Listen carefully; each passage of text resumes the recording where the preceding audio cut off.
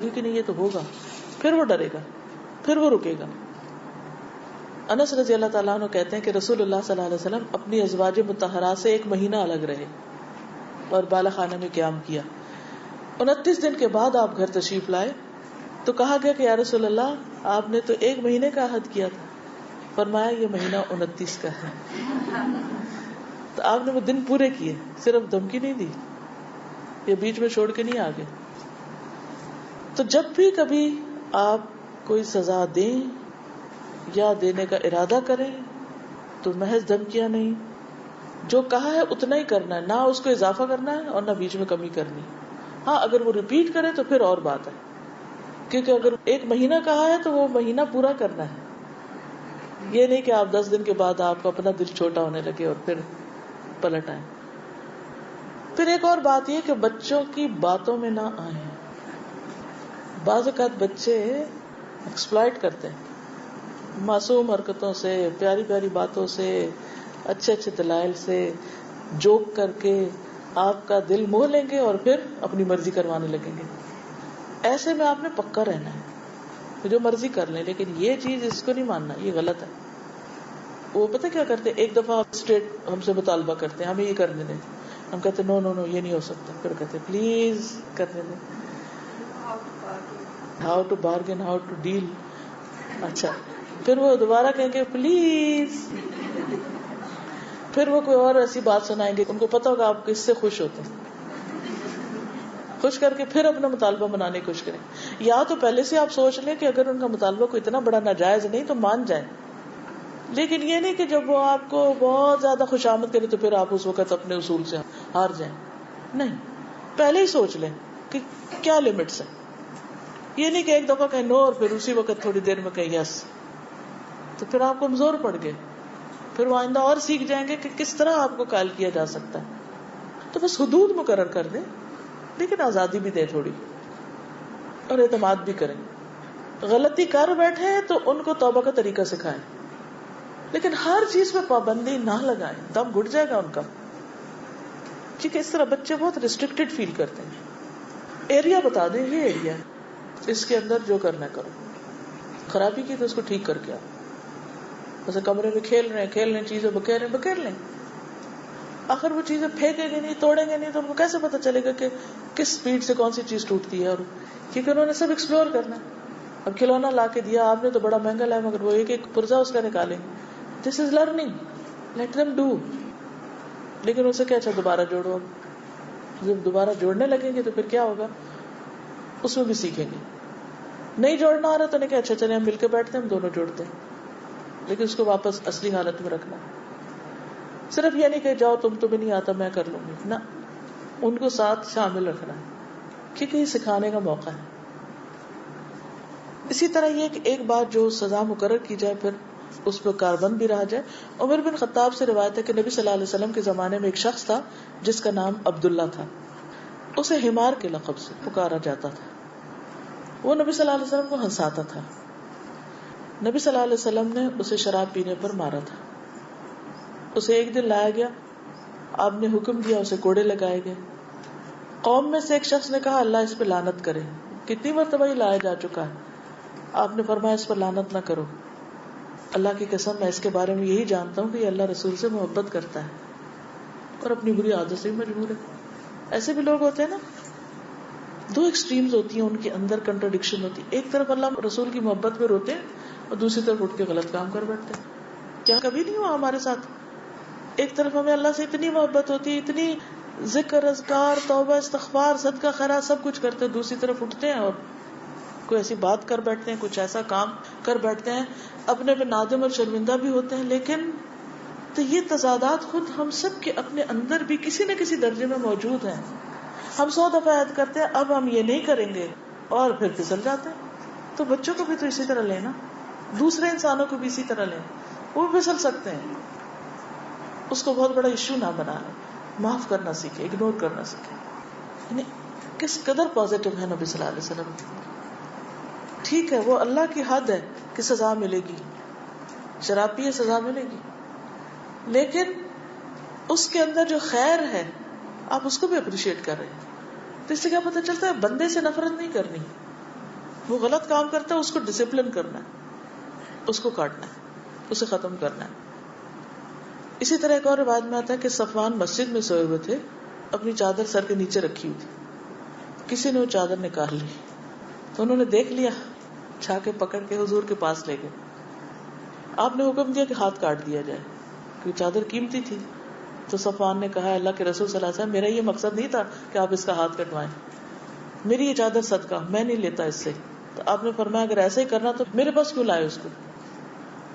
تو بعض اوقات چھوٹی سی بات ہوتی ہے ہم اس کو اتنا بڑا ایشو بنا کے اوروں تک بھی لے جاتے ہیں، اس کو سناتے ہیں، اس کو وہ بہت بڑا ایشو ہو جاتا ہے.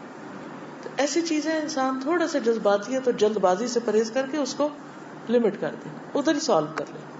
بعض اوقات بچے نے چھوٹی سی حرکت کی، آپ نے اس کو سزا بھی دے دی، بات ختم. اب باپ آیا پھر پٹاری کھول کے بیٹھ گئے، ہوئی گزر گئی، ختم، اب دوبارہ نہیں ذکر کریں، کیونکہ منفی باتوں کو جتنا دہرائیں گے اتنی اس کے دل میں اثر برا ہوگا. پھر اسی طرح ایک اور روایت میں آتا ہے ایک مرتبہ ایک شخص اپنا ایک بھتیجا ابن مسعود کی خدمت میں لے کر آیا، کہنے لگے یہ میرا بھتیجا ہے، اس نے شراب پی رکھی ہے. ابن مسعود نے فرمایا کہ اسلام میں سب سے پہلے ایک آدمی کا ہاتھ کاٹا گیا تھا جس نے چوری کی تھی. لوگ اسے لے کر نبی صلی اللہ علیہ وسلم کے پاس آئے اور عرض کیا یا رسول اللہ اس نے چوری کی، جس پر نبی صلی اللہ علیہ وسلم رنجیدہ ہوئے، غمگین ہوئے. کسی نے عرض کیا یا رسول اللہ صلی اللہ علیہ وسلم کیا ہوا؟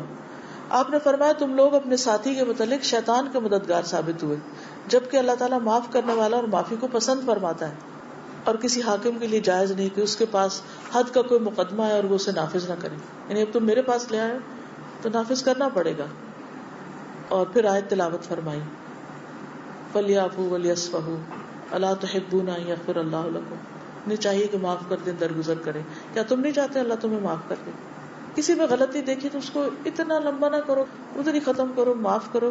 لیکن اگر وہ معاملہ کورٹ تک چلا گیا تو پھر آپ کے ہاتھ سے نکل گیا، پھر آپ اس وقت کہیں ہم معافی کرتے ہیں، نہیں، پہلے سوچو. لیکن بہت سے معاملے صرف جلد بازی سے خراب ہوتے ہیں، جذباتیت سے خراب ہوتے ہیں، پھر بعد میں ہم خود بھی پچھتاتے ہیں کہ ایسا نہ کرتے. تو جب ایک دو دفعہ ایسا کر لیں تو اپنی غلطی سے خود سیکھیں. پھر بات ہوئی تھی کہ بچے کو سزا دیتے وقت وجہ بیان کرنی چاہیے، کیوں کر رہے ہیں آپ کو سزا، کیوں دے رہے ہیں. اس طرح ان کو اپنی مسٹیکس جاننے کا پتہ چل جاتا ہے اور اصلاح کرنے کا طریقہ ان کو آ جاتا ہے. حضرت عائشہ فرماتی ہے کہ جب قرآن مجید میں میرے پاک دامن ہونے کی آیات نازل ہوئی تو نبی صلی اللہ علیہ وسلم منبر پر کھڑے ہوئے اور اس واقعے کا تذکرہ کیا جو ہوا تھا اور قرآن مجید کی آیات کی تلاوت فرمائی.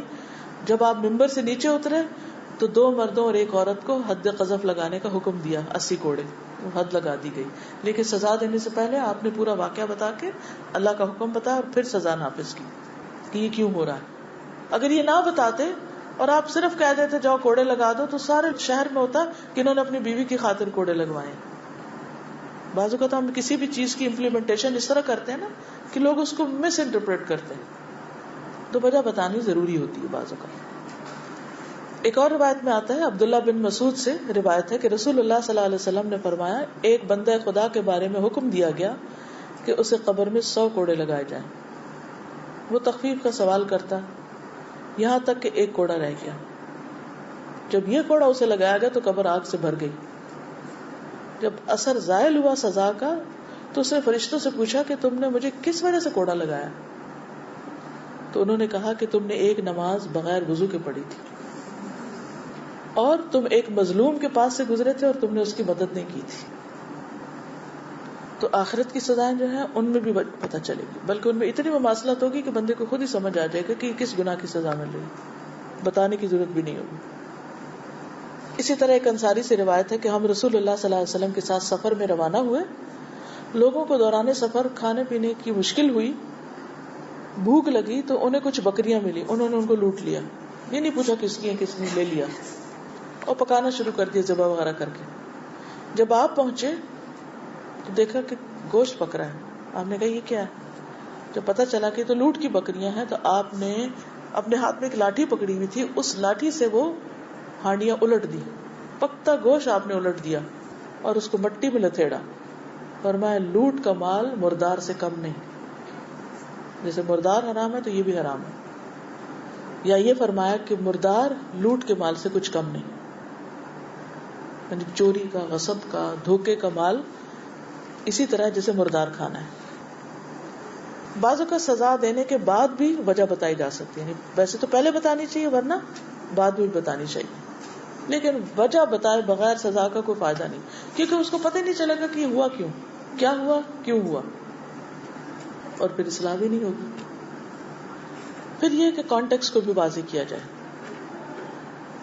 جن حالات میں سزا دی جا رہی وہ بھی بہت اہم ہوتے ہیں، جیسے گھر کا ماحول، آپ کے اپنے بچے کے ساتھ تعلقات کیسے ہیں، یہ سب چیزیں سزا کو افیکٹو یا غیر افیکٹو بناتی۔ مثلاً آپ اپنے بچے کے ساتھ بول نہیں رہے اور اوپر سے آپ اس کو مار بھی رہے ہیں، تو اس کا فرق ہوگا نا اثر۔ اور ایک یہ کہ ویسے آپ نارمل ہیں، بس جہاں اس نے غلطی کی بس اس کی سزا دے رہے ہیں، یہ اور طرح کی افیکٹونیس ہوگی اس کی۔ مثلا آپ اس کو کھانے کو کچھ نہیں دے رہے، بس ڈانٹ رہے ہیں، وہ بھوکا ہے اور آپ اوپر سے ڈانٹ بھی رہے ہیں، کیا فائدہ ہوگا اس کا؟ اس کے دل میں نفرت پیدا ہوگی۔ پھر اسی طرح نفرت کے ساتھ سزا دینے میں اور محبت کے ساتھ سزا دینے میں فرق ہے۔ پھر اسی طرح یہ ہے کہ جب ہم نفرت سے سزا دیتے ہیں نا، تو وہ بچے کو لگتا ہے جیسے ہمیں ریجیکٹ کیا جا رہا ہے، دھتکارا جا رہا ہے۔ تو ہونا یہ چاہیے کہ آپ جب سزا دیں تو اس کو غصہ نہ آئے، شرمندگی ہو کہ اچھا اس وجہ سے ماں نہیں بول رہی، اس وجہ سے مجھے نہیں دیکھ رہی، اس وجہ سے میرے ساتھ کولڈ بہیویئر ہے۔ اس کو پتا ہو، وجہ بتائے بغیر کولڈ بہیویئر نہیں فائدہ دیتا، پتا ہونا چاہیے۔ آپ نے وہ واقعہ تو سنا ہوگا جب ثمامہ بن اسال کو مسجد میں قید کیا گیا تھا، جو ایک سردار تھے، اور پھر نبی صلی اللہ علیہ وسلم ان کے پاس آتے تھے اور پوچھتے تھے، ثمامہ تم کیا سمجھتے ہو کہ میں تمہارے ساتھ کیا کروں گا؟ تو وہ جواب میں کیا کہتے کہ میرے پاس خیر ہے، اگر آپ قتل کریں گے تو ایسے شخص کو قتل کریں گے کہ جس نے جنگ میں مسلمانوں کو مارا، اور اگر آپ مجھ پر احسان کریں گے تو ایسے شخص پر احسان کریں گے جو احسان کا بدلہ دینے والا ہے، یعنی شکر گزار ہوگا۔ آپ مجھ سے مال چاہتے ہیں تو میں آپ کو مال دوں گا، اور اگر آپ احسان کریں گے تو میں وہ شخص ہوں جو احسان کا بدلہ دیتا ہے۔ ایک دن، 2 دن، 3 دن آپ اس سے پوچھتے رہے، آخر آپ نے کیا کیا؟ اس کو چھوڑ دیا۔ وہ گئے، غسل کر کے واپس آ گئے اور کہا آج سے پہلے آپ سے زیادہ ناپسندیدہ میرے نزدیک کوئی نہیں تھا، لیکن آج کے بعد آپ سے زیادہ محبوب کوئی نہیں، کیونکہ آپ نے اس پر احسان کیا تھا، اس کی سزا کم کر دی تھی، اس کو کھول دیا تھا، تو اس نے اس کو بطور احسان لیا۔ اور پھر عمرے کے لیے گئے، اور پھر جو قریش کے سردار تھے آپ کے دشمن، ان کا غلہ بند کر دیا۔ تو نبی صلی اللہ علیہ وسلم نے ان کو صرف ستون سے باندھ کر ان کا مذاق نہیں اڑایا کہ ہمارا دشمن ہمارے ہاتھ آ گیا اور اب ہم جی چاہیں تو اس کی بے عزتی کریں، جیسا کریں، نہیں۔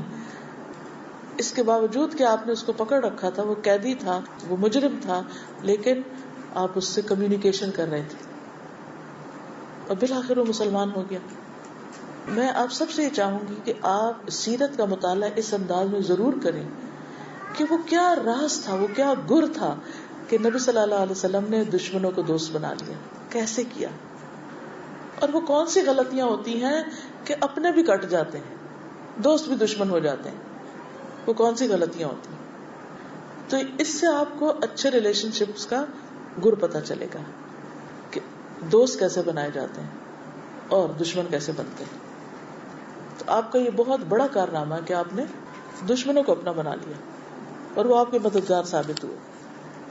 اب ایک شخص نے روزے کی حالت میں اپنی بیوی کے ساتھ فزیکل ریلیشن شپ قائم کر لیا، تو آپ نے اس کو بتایا کہ اب تمہیں کیا کرنا ہوگا، غلام آزاد کرنا ہوگا، روزے رکھنے ہوں گے، مسکینوں کو کھانا کھلانا ہوگا۔ تو اس نے کہا میں تو کچھ بھی نہیں کر سکتا، کیونکہ بھوک کے مارے کمزور ہوں، اپنے پاس کھانے کو نہیں، مسکین کو کیا کھلاؤں۔ تو اس پر آپ صلی اللہ علیہ وسلم نے اس کے لیے کھجوروں کا بندوبست کیا تاکہ وہ اپنا کفارہ دے سکے۔ جب کھجوریں سامنے لائیں گے تو کہنے لگے یا رسول اللہ صلی اللہ علیہ وسلم، میرے گھرانے سے زیادہ کوئی مسکین ہے ہی نہیں۔ تو آپ نے وہ کھجوریں اسی کو دے دی۔ اب ایک شخص اپنی غلطی کے کفارے کے لیے آیا ہے اور الٹا کھجوریں لے کے جا رہا ہے، یعنی کتنی فلیکسیبلٹی ہے، کتنا معاملہ فہمی ہے، کتنا مزاج شناسی، کتنا دوسرے کی ضرورت کا خیال ہے، اور کتنا اعتماد ہے کہ یہ سچ ہی کہہ رہا ہوگا، اور کتنا اس کے ساتھ احسان کا معاملہ ہے۔ تو پھر دشمن دوست کیوں نہ بنے؟ اگر ہمارا کوئی شاگرد کو غلطی کر لے، ہم کیا کریں گے اس کے ساتھ؟ کوئی انسان ہماری